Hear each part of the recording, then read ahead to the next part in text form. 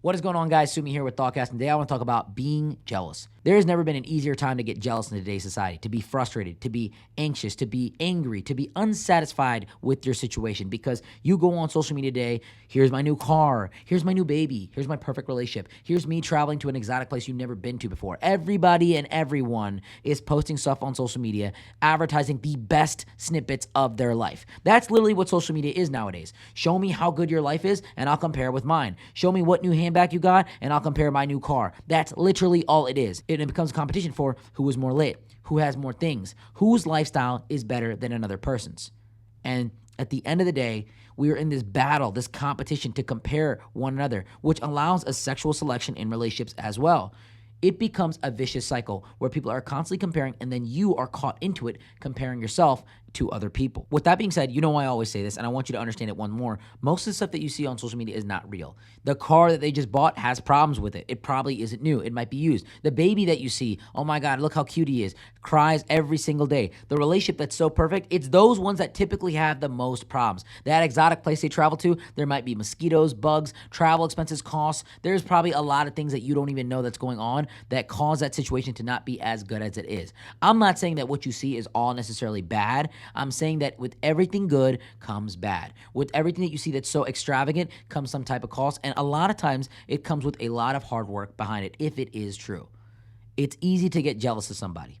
It's easy to be envious. Trust me, when I was building my business to the way it is now, even today, I envy those people that are going out on a Saturday night, that are going out on a Friday. In my mind, I'm like, how can you afford to go out when you don't even know how to pay rent, when you don't have your retirement planned out? And I'm sitting here on a Saturday and I'm working. But I take pleasure in the dissatisfaction. And that's what I want to teach you here today. Take pleasure in the dissatisfaction. Take pleasure in the idea that your life is not where it needs to be. This sounds crazy, but the reality is every flower has to go through the dirt. And if you're in the dirt right now, it just means that you're in a stage of preparation for something greater. Every single weekend when I'm staying in, when everybody else is going out, it's easy for me to go on Snapchat and look at them partying, getting bottles, hanging out with attractive women, so on and so forth. It's easy for me to get jealous of that situation.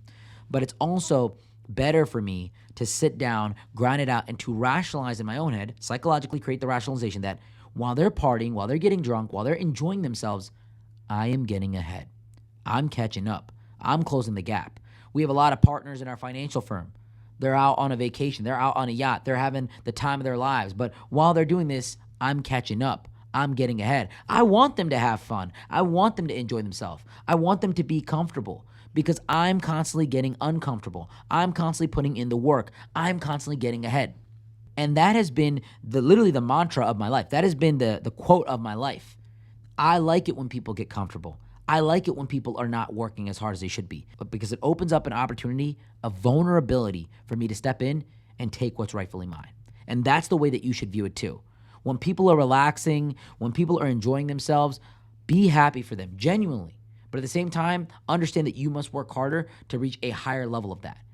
You know, when I used to work at the nightclub, I used to clean the tables, clean the floors, pull things out of the bathroom, do everybody's work at the end of the night because I didn't even know better. A lot of times people just took advantage of me and asked me to do things and I didn't know if I should or not, and I just did it.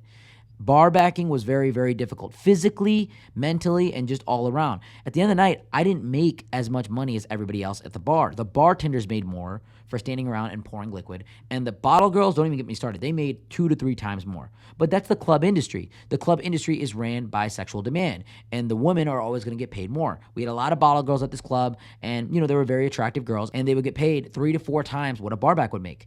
On a night that I would make $150, those girls would make $600, $700, $800 for getting up, holding a sparkler, looking pretty, and then going home. Because the cleanup work for a bottle girl was much less than the cleanup work for a barback. At the end of the day, this upset me when I was young. I was like, how is it fair that these girls are able to make this much money?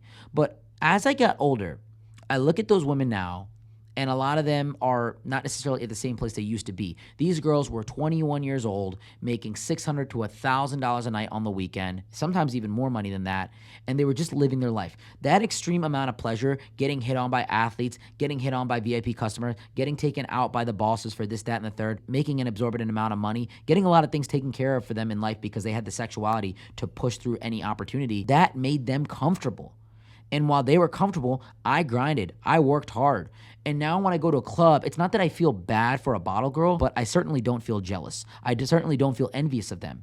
Because at one point I was. I'm like, why do these girls get to make so much more? But now I realize that they can't necessarily work that long. They have about 3 to 4 years max at a high-level nightclub for them to work there, because the club will end up firing them. That's just the nature of the business. The club always wants younger girls to work in the nightlife. And so after about 2 to 3 years, these girls will be cut out of it.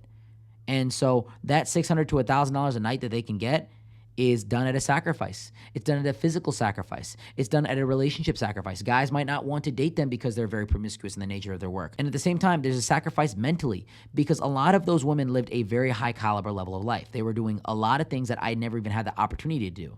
But now, many of those girls, no disrespect to them, are not living that life. They're not getting into the clubs for free. They're not getting hit on by athletes. There's a new wave of 21-year-old girls there, and they're taking their jobs, and these girls are unable to compete. So not only are they losing their lifestyle, their appreciation, their valuation, but they're also losing a large level of income. Many of those girls don't necessarily make the same amount of money that they used to, and I hope that they saved it, and there's definitely some that did.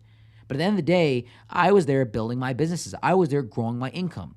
And I don't mean to say this out of ego, but the amount of money that a bottle girl is making in a weekend, I'm making a lot more in a day now. And I'm very, very blessed to be able to do that, because I was so uncomfortable. That discomfort shaped my mind and geared me to become the person that I am today.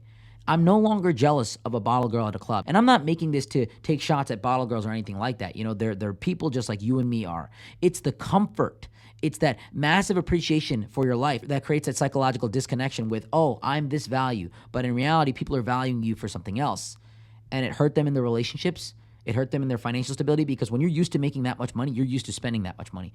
And it hurt them in their own confidence, to where I look and connect with many of them, and they're not the same person. They're not as happy as they used to be. And they lived such a high caliber of life, getting flown out here, getting taken out here, that the current standard of what they're living at is just not enough for them.